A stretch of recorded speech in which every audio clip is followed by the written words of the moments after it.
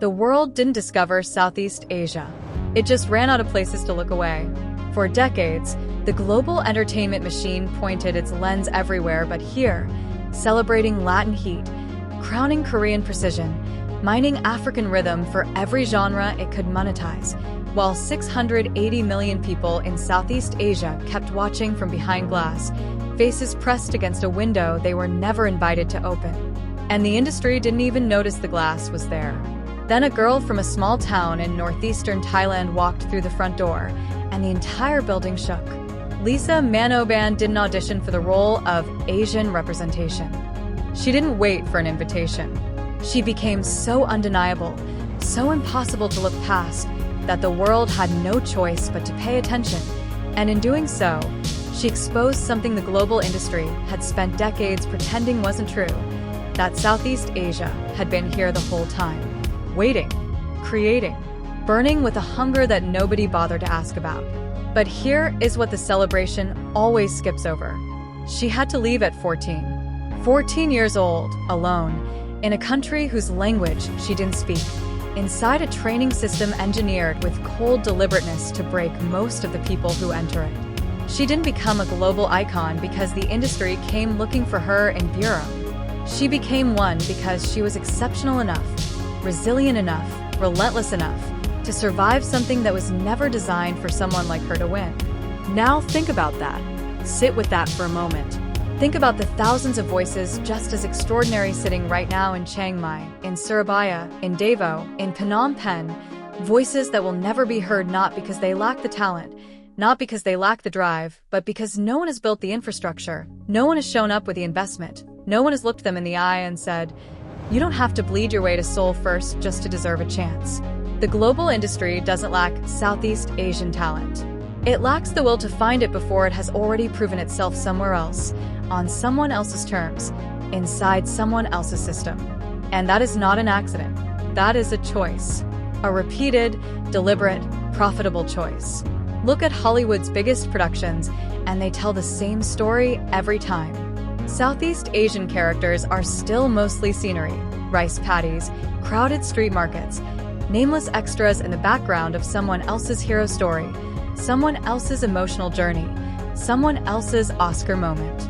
In global fashion, a Thai or Filipino or Indonesian face on a major runway is still treated as news because it is still rare enough to be remarkable, and that rarity is itself the indictment. In music, streaming giants harvest billions of plays from this region every single month while Southeast Asian artists fight over scraps of algorithmic attention and crumbs of global playlist placement. The industry takes from here constantly and returns almost nothing of substance. Southeast Asia is treated as an audience, a consumer base, a demographic in a quarterly earnings report, almost never as a creator, almost never as a visionary, almost never as a voice worth nurturing from the ground rather than extracting from the top. And the cruelest part is that the raw material is everywhere, staring the world directly in the face. Filmmakers in Indonesia producing work that would silence any room at Sundance. Producers in Thailand building sonic landscapes that make European electronic music sound timid and bloodless by comparison. Writers, directors, choreographers, designers scattered across this vast archipelago of cultures, each one carrying stories so specific, so deeply layered, so electrically human that the only reason the world hasn't heard them yet is structural neglect. Not lack of genius, not lack of ambition, not lack of vision, structural neglect, and those two words need to be said plainly and without apology, because that is the actual name of the problem, and pretending otherwise is just a more polite form of the same dismissal. When Lisa launched LLOUD, her own label built entirely on her own terms, she wasn't simply making a business decision. She was making a declaration. That Southeast Asia does not need to keep borrowing other people's platforms and other people's systems to be heard. That representation built entirely on one extraordinary individual is always one crisis away from collapse, because careers end, trends shift, and no single human being can carry the symbolic weight of 500 million souls indefinitely without the whole structure cracking beneath them.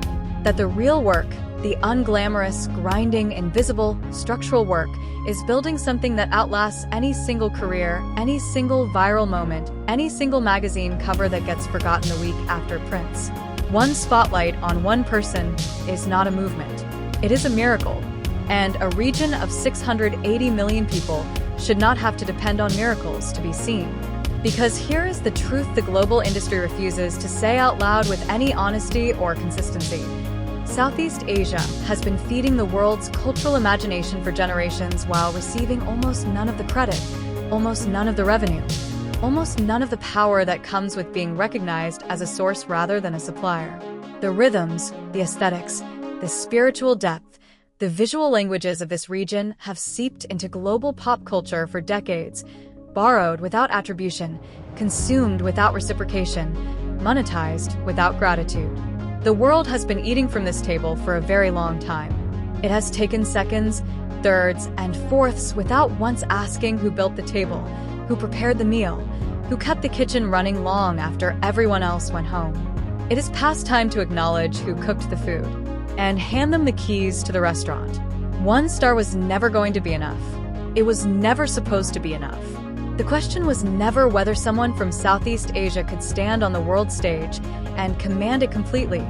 Lisa answered that with her whole body, her whole career, her whole extraordinary life.